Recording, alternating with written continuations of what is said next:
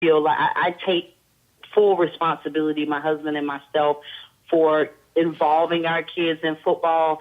But by the time they saw that movie, their love for the game had surpassed any sort of fears that they may have about CTE. And CTE is very real, and I don't mean to minimize it or anything like that. We are very much aware of it.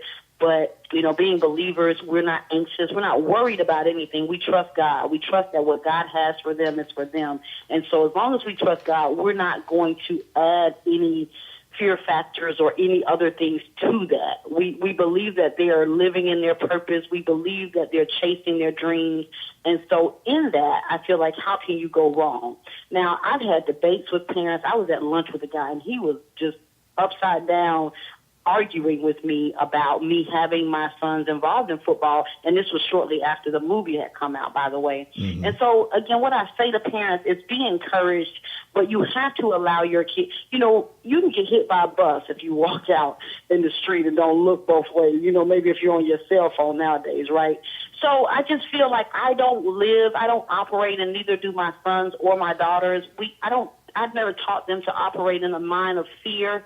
You have to be aware of things. I think even like defensively, at one point I was saying to myself, because as a mom, it's natural for us to be concerned.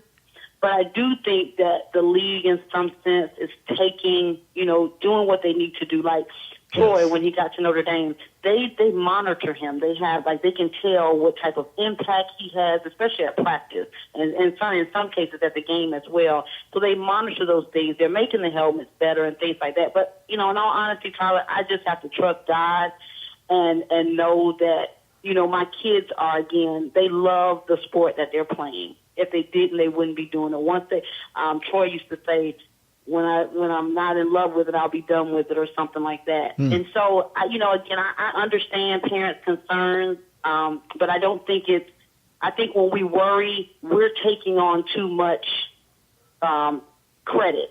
You know what I mean? Like, if they're doing this, there's certain techniques that you're supposed to do, and this, that, and the other. And again, I'm not trying to negate that CTE isn't real, but I just don't feel like, as a parent of a student athlete currently, I cannot dwell there. If I dwell there, I would go crazy. So, with that being said, I just have to pray for them. I pray for their health every day. I pray for their strength. I pray that they're using the correct techniques. I pray that the equipment is getting better. I pray that we're doing the necessary things to try to combat the hard hits and the constant hits. So, I've definitely done my research on it, though, but at the same time, like I said, I'm not a worrying person. I give it to God, and then I'll let the cards fall where they may. But the joy on my son's face Sunday, it solidifies anything, because, again, kids dream of being in his position from the time that they start playing the sport. And so I just, I let that comfort me more so than I allow worrying to say, no, I need to pull my son out of this. Absolutely. And I also want to piggyback off of that for any parent that may not be familiar with the situation. Football is definitely changing. For example, on the Little League, they start the Heads Up program, where they're teaching these little kids to tackle with their heads up to prevent head injuries. Also, if you want to go even all the way up to the highest level, the NFL, they've made a ton of rule changes, such as the tackling rule this year, where the defenseless receiver rules, the quarterback rule, leading in with your helmet. They are trying to prevent further head injuries. And a lot of the CTE injuries came from early on and years ago. And like you said, there's so many changes to modern technology where they're able to track it more, even with concussions now, where they have a official up top looking at the field. And if he sees a player that looked like he could be concussed, they immediately pull them off to the field, take a look at them before they bring them back into the game. So improvements have been made, and there's more concussions in soccer than there is in the NFL. So football is not. I was going to say that, but people don't want to hear that. It's the truth. It's a fact. It's a proven fact. So it's not just the NFL. But I wanted to and I really wouldn't be doing my job if I didn't end it here.